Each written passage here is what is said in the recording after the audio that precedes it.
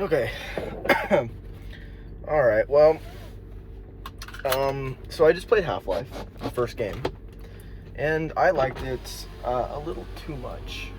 Now this is coming from someone who has played Portal 1 and 2, which I loved. I loved Portal 2. Unfortunately, I played Portal 2 before I played Portal 1.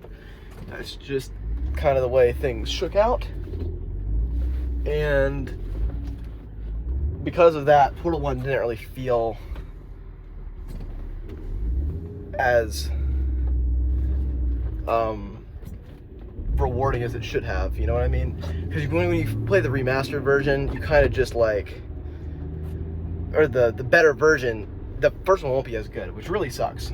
But I don't even know what caused me to want to play Half-Life. I guess I was just I hear people talking about it, it's such a good game, blah, yada yada yada, and so I was like, fuck, well, I really gotta play that one.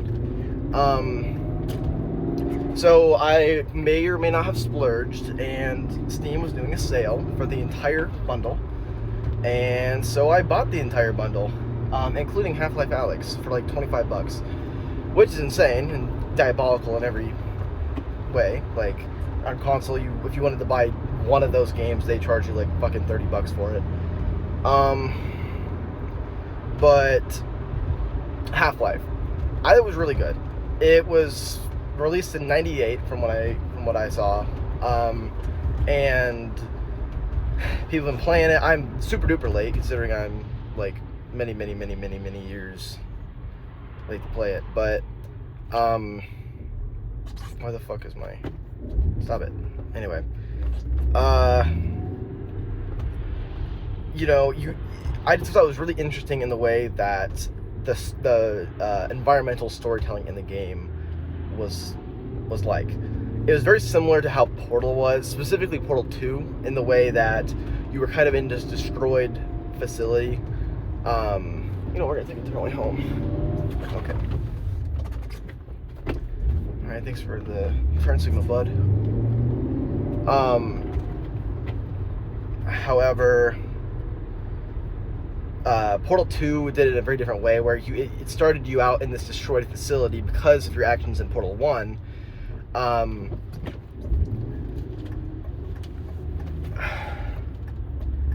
And over the course of the game, it gradually gets repaired. It kind of shows you how things are working. It's showing you the characterization of the facility, and specifically GLaDOS, because she was recovering and got up to everything in working order.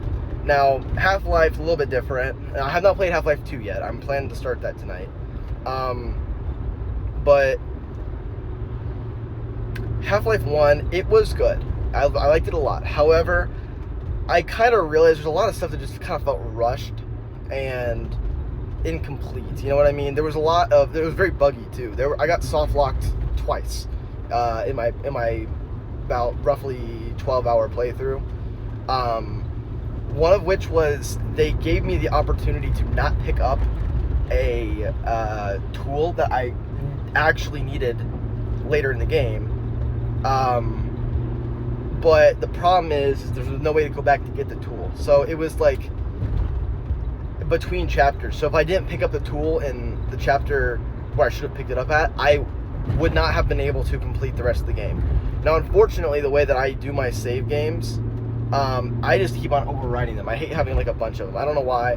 I know it doesn't really hurt anything by having a bunch of them, but I would overwrite them. Therefore, I could not actually go back to the time where I could go back and pick up the weapon. So I actually had to use console commands to play the game. Otherwise, it would have been completely impossible to progress through the game. And the second time that I got soft locked was it was pretty late in the game, where basically the boss enemy, or one of the boss enemies, in Gnarsh's lair, would not fall down into like the cave you were supposed to kill Gnarshin.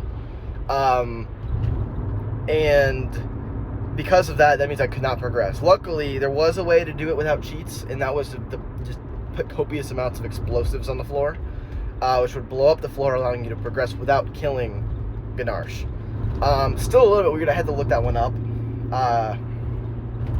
But odd. Now that might just be because of it being ported to a more modern architecture. Obviously, it's been very, very, very long. But I'm seeing videos. The videos that were the walkthrough of that was from back when it was released. From like it wasn't early 2000s. It was, I think 2011 was the video that I saw on the walkthrough. But still, I mean, just like, come on now. Again, it's old. I thought it was kind of cute, so I'll dismiss it. But other than that, it was really weird too. A lot of the scientists and the NPCs were repeats. There were not very many different versions of them. So you'd go into one area, you'd see a scientist dead, and then literally like less than a minute later, you'd walk by and he'd be walking around trying to be a different scientist, I guess. But he had the same voice and all that, and presumably, I guess, I don't know. It was really odd. I'm assuming that was just a memory constraint. Maybe it was just too expensive to have a bunch of different models for different characters.